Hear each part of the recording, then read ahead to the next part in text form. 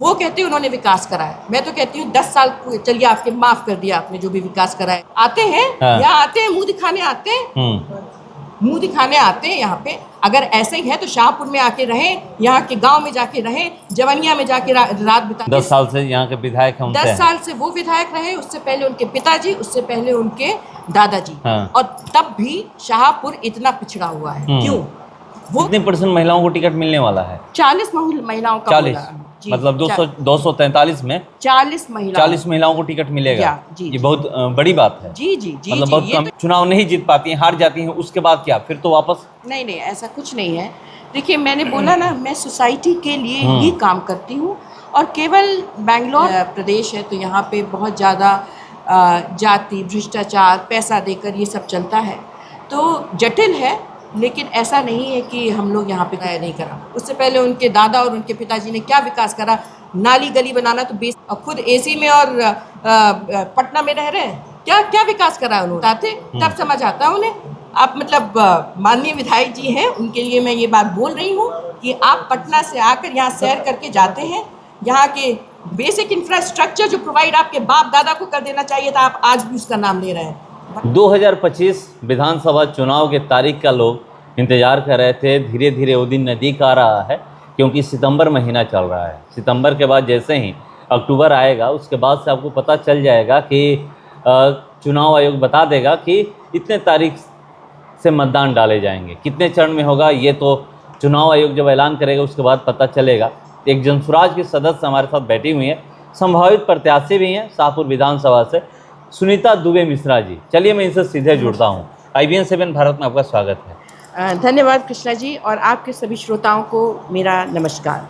आप एक महिला हैं जी, और ख़ास करके महिलाओं को लेकर के एक अवधारणा कहिए या जो भी कहिए, होता है कि महिला जो है चूल्हा चौका बड़ी अच्छे से संभाल सकती है। इसके आगे थोड़ा सा मतलब बाहर निकलना या जो भी करना, थोड़ा सा गांव में लोग हिचकते हैं। आज भी घूम रही होंगी तो जो भी लड़कियां हैं या जो भी महिलाएं हैं, उनसे अगर आप बात कर रही होंगी तो लोग कह रहे होंगे नहीं हम यहीं पर ठीक हैं, चूल्हा चौका में ठीक है। मगर आप उससे बाहर निकली, बाहर निकल के अपने आप को स्थापित की, फिर उसके बाद उस मतलब शहर सिटी को छोड़ करके एक बार गांव की तरफ रुक के गांव आकर के लोगों से मिल रही हैं, लोगों के बीच जा रही हैं और राजनीतिक में आई। मतलब कब प्लान ये बना कि नहीं चलिए हम राजनीति करते हैं?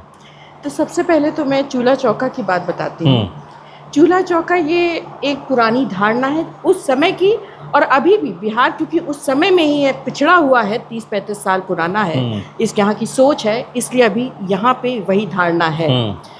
चूल्हा चौका तभी तक रहता है जब तक महिला शिक्षित नहीं है, और जब महिला शिक्षित होती है, जागरूक होती है, तब वो अपने पैरों पे खड़ी हो सकती है, उसका आर्थिक सशक्तिकरण हो सकता है।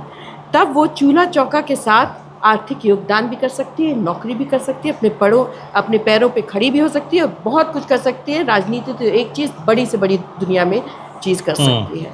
तो मेरी जो ये है, देखिए मैं शिक्षित हूँ और सबसे हाईएस्ट लेवल ऑफ एजुकेशन मुझे मिला हुआ है, और अपनी कंपनी, मैं एक सोशल एंटरप्रेन्योर हूँ, समाज के लिए काम करती हूँ, कंपनी चलाती हूँ। इससे पहले 20 साल मैंने कंपनीज़ में काम करा है, उनको स्क्रैच से स्टार्ट करा है, कंपनीज़ को खड़ा करा है, और अभी मैं वर्ल्ड इकोनॉमिक फोरम के साथ काम कर रही हूँ।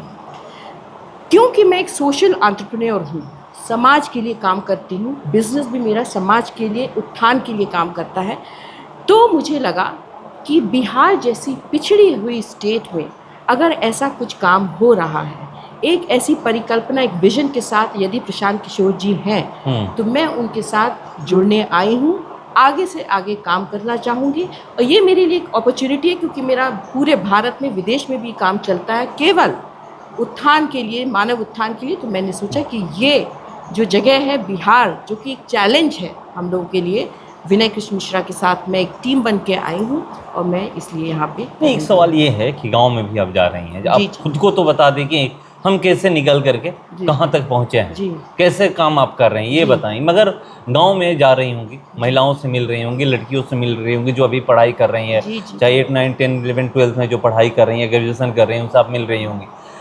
वो कहीं ना कहीं उनके मन में होता है, भले ठीक है ग्रेजुएशन कर ले, तो लोग कहते हैं कि जो ये मतलब बहुत लोग कहते हैं कि शादी के लिए पढ़ाई हो रहा है आजकल। तो बहुत भी आप देख रही होंगी कि नहीं शादी के लिए, तो क्या उनके दिमाग में है, मन में है, वो अपनी बातें बताती हैं कि कोई ऐसी सरकार आए जो हम लोगों को भी आगे बढ़ाए, मतलब नौकरी दे?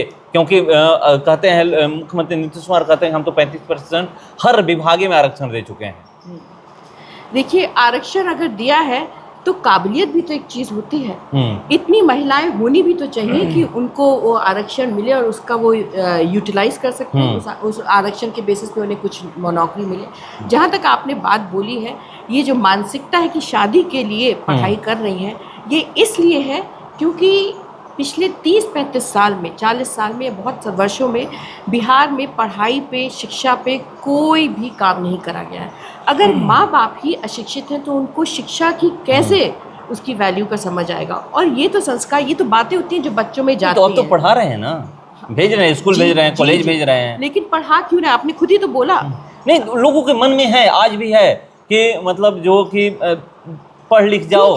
और हाँ, ये इसलिए है क्योंकि उन्हें यहाँ के समाज ने बताया नहीं कि शिक्षा कितनी शक्तिशाली होती है।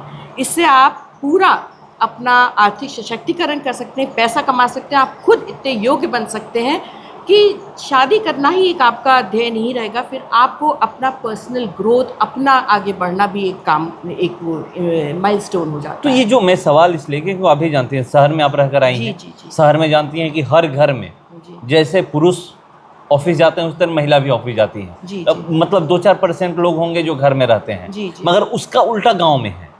ये आपको पता होगा कि 2-4-5% या 10% जो महिलाएं हैं नौकरी करने जाती हैं, और नहीं तो 90% घर में है, चूल्हा चौका संभाल रही हैं। नहीं तो यही चीज है, कैसे इनके दिमाग में लाया जाएगा ये बात कि नहीं बाहर निकल करके आप कुछ कर सकते हो, कदम से कदम पुरुषों के साथ मिलाकर चल सकते हो। आप ये मत सोचो कि नहीं हम चूल्हा चौके के लिए ही बने हुए हैं। देखिए, ये एक दिन की, कुछ समय की बात नहीं है, इसमें समय लगेगा। ये जागरूकता लोगों में आनी होगी और महिलाओं को भी, शिक्षित महिलाओं को आगे आना पड़ेगा इस जागरूकता को लाने के लिए। और जनरली जन स्वराज जो पार्टी है इतनी महिलाओं को क्यों प्रमोट कर रही है कि वो लोग भी आए? क्योंकि वो चाहते हैं कि वो महिलाओं से कनेक्ट करें, उनको इस मानसिकता से बाहर निकालें। कितने % महिलाओं को टिकट मिलने वाला है? 40 महिलाओं का 40, मतलब 243 में 40 महिलाओं को टिकट मिलेगा। ये बहुत बड़ी बात है। जी जी जी, मतलब ये तो शुरुआत है। ये तो शुरुआत है। देखिए, कायदे में तो देखा जाए तो 50% महिलाएं हैं किसी भी समाज में, और अगर 40 महिलाओं को देकर एक कदम रखा जा रहा है तो बड़ी शुरुआत की जा रही है। जी जी जी जी, बहुत बड़ा प्रभाव पड़ने वाला है इस चीज से, मतलब दूसरी पार्टियों पर, दूसरी पार्टियों में बहुत कम ही देखने को मिलता है कि 40, पूरे समाज में इसका प्रभाव पड़ने वाला है। क्योंकि ऐसी जब महिलाएं, शक्तिशाली महिलाएं सामने आएंगी तो और देखने वाली महिलाओं को ये महसूस होगा, ये लगेगा कि हम भी इनके जैसे बन सकते हैं। मतलब दिमाग में एक बात ये भी चल रहा है कि बहुत लोग ऐसे हैं कि जो बाहर नौकरी वगैरह, जैसे आप भी करें कि 20 साल हम नौकरी किए हैं, कंपनी को खड़ा की हूँ, और उसके बाद मैं अपनी कंपनी चला रही हूँ, उसके बाद मैं आई हूँ राजनीति में, गाँव में। तो ये लोग के ये दिमाग में चल रहा है कि फिर उसके बाद यहाँ पर मान लीजिए कि चुनाव में जो भी परिणाम अगर चुनाव नहीं जीत पाती हैं, हार जाती हैं, उसके बाद क्या? फिर तो वापस नहीं, ऐसा कुछ नहीं है। देखिए, मैंने बोला ना, मैं सोसाइटी के लिए ही काम करती हूँ, और केवल बेंगलोर में या एक जगह पे नहीं, मेरे पूरे भारत में काम चलता है। तो मैं जब यहाँ पे आई हूँ, एक विजन के साथ जुड़ने आई हूँ।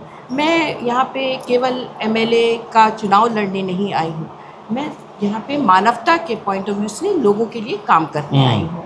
तो ये तो मेरा चलता रहेगा। कितना राजनीति को समझे हैं? बिहार की राजनीति की बात करें या फिर शाहपुर विधानसभा की राजनीति की बात करें तो? देखिए, राजनीति तो मैं समझ चुकी हूँ, अभी से नहीं, बहुत पहले से, क्योंकि मेरे परिवार में भी लोग राजनीति से जुड़े रहे हैं, और मैं जानती हूँ कि यहाँ की राजनीति बहुत अलग है।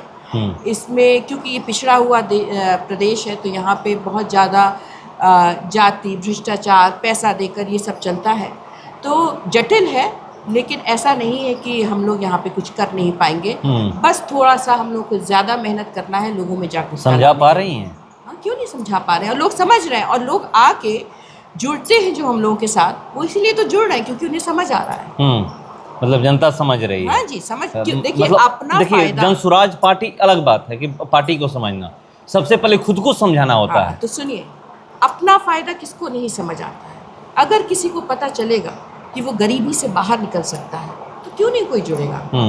अगर किसी को लगेगा कि मेरे बच्चों की पढ़ाई के लिए एक पार्टी काम कर रही है, अपने लिए नहीं, या खुद विधायक बनने के लिए नहीं, हमारे बच्चों के बारे में, हमारे परिवार के बारे में सोच रहे हैं, तो क्यों नहीं समझ पाएगा? अपना हित तो हर कोई समझता है, तो इसलिए सब समझ रहे हैं लोग। जी जी। इस बार बदलाव करेंगे शाहपुर विधानसभा में? हाँ जी, बदलाव तो ऑलरेडी हो रहा है। मुकाबला किससे है पता है ना? अगर आपको टिकट शाहपुर विधानसभा से मिलता है तो 10 साल से यहाँ के विधायक हैं, उनसे 10 साल से वो विधायक रहे, उससे पहले उनके पिताजी, उससे पहले उनके दादाजी। हाँ। और तब भी शाहपुर इतना पिछड़ा हुआ है, क्यों?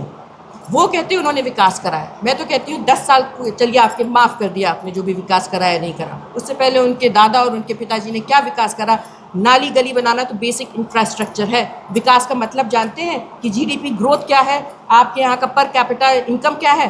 22,000 रुपये सालाना एक प्रति पर कैपिटा इनकम है। क्या उनको ये बात पता है? वो केवल रोड नली गली की बात करते हैं। एक परिवार में 22,000 रुपये आ रहे हैं साल में, और खुद एसी में और पटना में रह रहे हैं। क्या क्या विकास करा उन्होंने? तो यहाँ नहीं आते हैं वो? आते हैं, हाँ। यहाँ आते हैं, मुंह दिखाने आते हैं, मुंह दिखाने आते हैं यहाँ पे। अगर ऐसे ही है तो शाहपुर में आके रहें, यहाँ के गांव में जाके रहें, जवनिया में जाके रात बिताते, तब समझ आता है उन्हें।